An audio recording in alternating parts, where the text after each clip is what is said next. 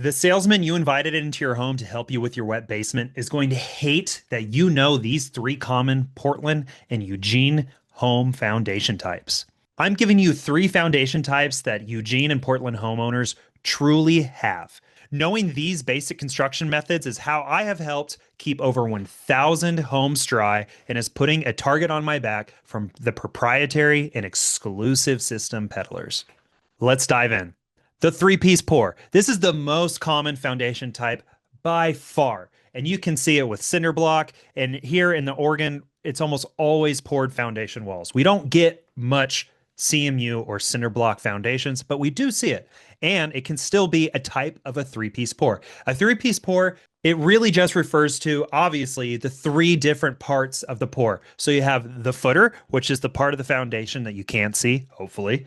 You have the stem wall, which is, like I said, in Oregon and Eugene, almost always a poured foundation, not CMU, which is common in the Midwest and on the East Coast, so I'm told, and what I've seen. And then you have the slab or the floor. These are all going to be poured in different times based on drying cycles, based on the type of concrete, based on what the engineer calls out for, but they are going to be poured at different times. So in all those types of places where those three pours meet, you have what's called a cold joint. This is where most all of your basement water problems are going to happen. Yes, in Oregon, we do see a lot of hydrostatic pressure problems where the water is just coming up through the floor, simply coming up through the floor. But they likely had a cold joint leak first, and then it started coming up through the floor after the fact. The water just could not pass through the cold joint anymore. It had to relieve even more pressure. So this was most common after the 1940s.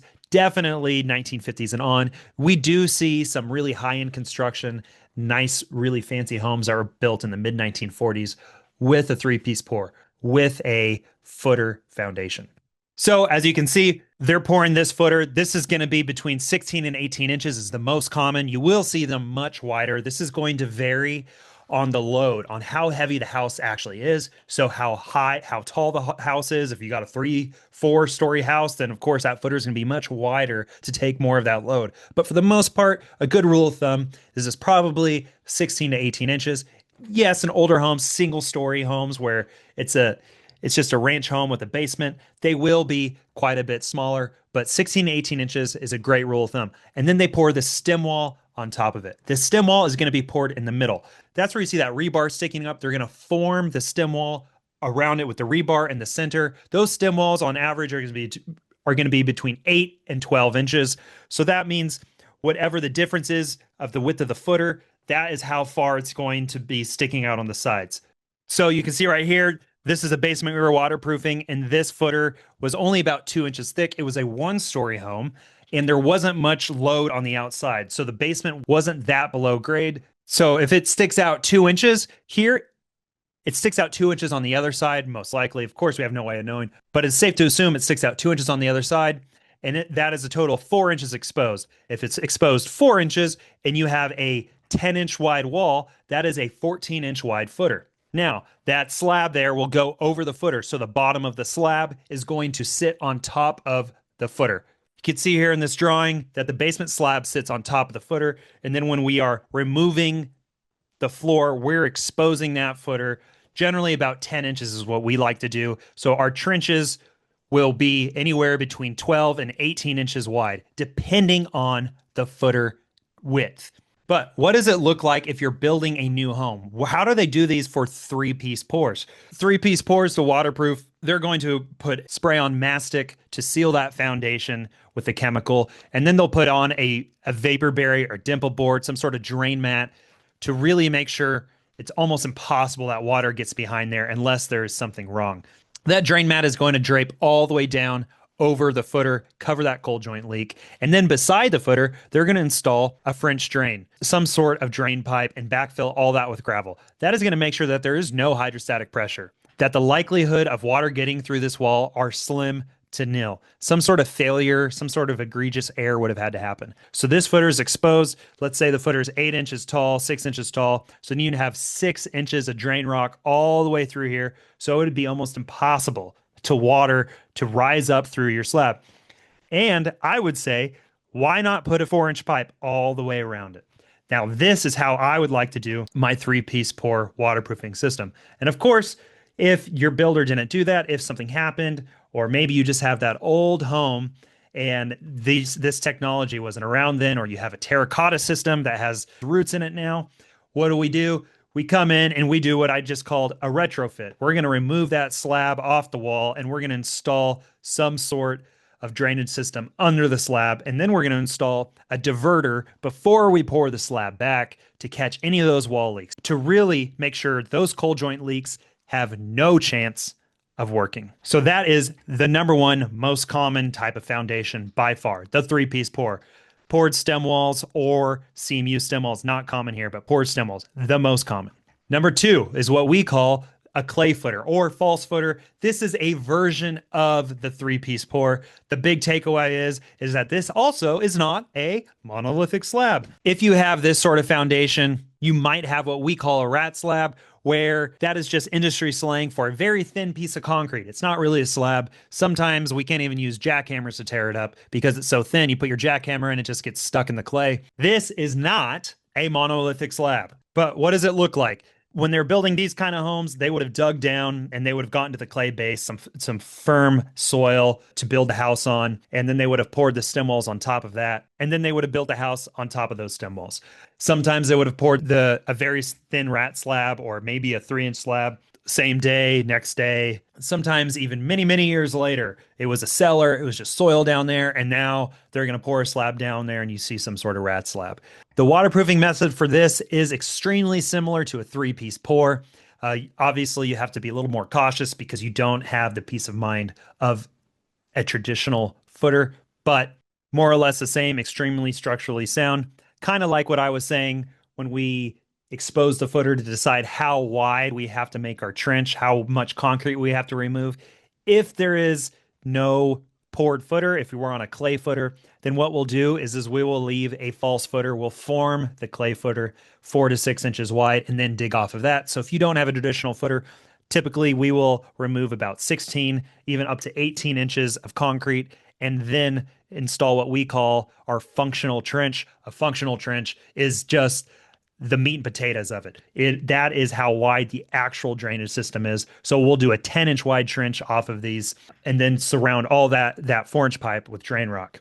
This is not a monolithic slab. This is probably the most common one that we see people getting duped into being told that they have a monolithic slab. This homeowner here, as you can see the moisture in there. It's obviously a dingy wet basement. You can see the cold joint leaks in the corners. You can see those wet corners there on that wall. They were told they had a monolithic slab. This is obvious to us that they didn't. This was an old home, 1930s home. It did not have the rat slab I was talking to you about, but we still will do the same method. And you can see right here that where that shovel is leaning up against, that's how wide that we will leave that false footer. So this is what it looked like before we start. It was a finished basement of some sort, but they were told that they had a monolithic slab. Somehow the person who was trying to sell them their proprietary crap, he had his Spider-Man eyes or his Batman eyes. He could tell them that they had a monolithic slab without doing a footer inspection of some sort. All right, number 3 most common type of foundation that we see in Oregon is the monolithic slab. And when I say most common, I say let's throw out some crazy numbers, 1% or less. And the only way I'm coming to that conclusion is because if we do a couple hundred homes a year and we see probably 1, maybe 2 of those a year. So monolithic slabs are the most popular in the South Southwest, from my understanding. I don't do homes in the South Southwest, but from my understanding, that's where you're going to see those monolithic slabs. And they are exactly one pour, mono. They're going to pour the footer and the slab in one pour, monolithic. So this is what a monolithic slab foundation looks like after it's poured. They would have formed the footers the same time that they poured the floor. Here's a cut of it. So you can see that it's a thickened edge slab there. So we wouldn't be able to remove the floor off of the footer like we would traditionally waterproofing in the Northwest, because the floor is what gives it its structure in this instance. So if I were to remove the floor, I would be removing the footer, which would be removing the structure of the home. So yes, you have to use a different way, a different method of waterproofing for retrofitting in a monolithic slab, because you can't remove the footer and you can't remove the floor because the floor is the footer.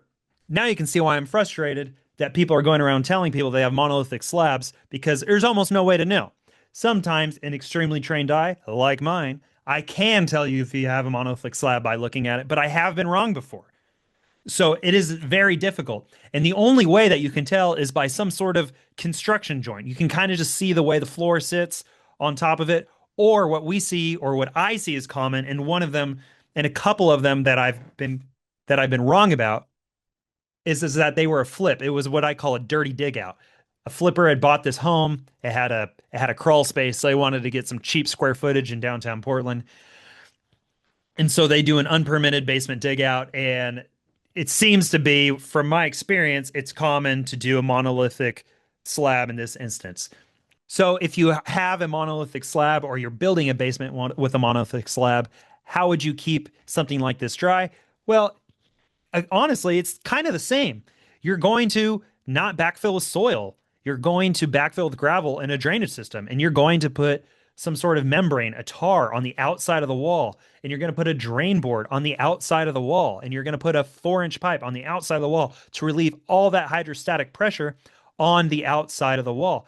And then you're going to pour that footer, hopefully, on top of a bunch of drain rock. That way the water cannot rise up through it. If you do that, could you keep your home dry forever like you would if you were to properly waterproof a three-piece foundation? I'm sure. I don't know. We don't really build homes like that here in the Northwest. I'm your retrofit expert around here. I don't know why. I don't understand the benefits of pouring a foundation like this here in the Northwest. I assume it has something to do with it being cheaper. But maybe you own a home like this. You're like, hey, that's great, Dylan. This is what I got. I need to keep it dry now. I'm glad that you told me that the guy who built my house is a dum dum, but I'm already here. So how do I keep it dry? Well, it's you kind of got the short end of the stick. So what we've done in the past when we have monolithic slabs is that we will install a sump pump somewhere, kind of oftentimes in the center of the basement where the slab is the thinnest and you can get through, or you can go through in some sections of the footer. Obviously, it's not ideal. I assume my comments are going to get blown up if I even got comments on these videos with engineers saying you can't do this, you can't do that, blah blah blah blah blah. That's fine. The reality is the waterproofers are installing sump pumps on the perimeter of homes with monolithic slabs, myself included. What we did in the past was we went to waterproof and we started jackhammering and we discovered there was a monolithic slab. So our course correction was we installed 2 pumps, one in each corner, in opposite corners of the basement to relieve the hydrostatic pressure as much as possible. And then we installed one of these DIY systems. You can go to waterproof.com. There's a couple places where you can get them under the DIY section.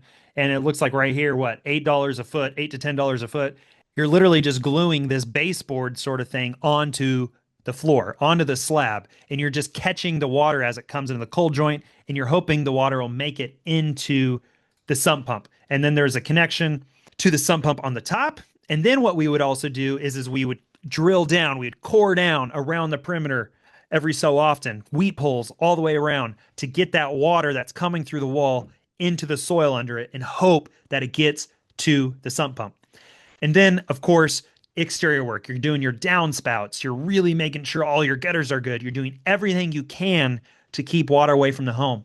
That stuff, those kind of things do not work long term. I don't care what anyone tells you. Doing your gutters, doing your downspouts is not a 20-year, 30-year fix, 100-year fix. That's the world that we work in.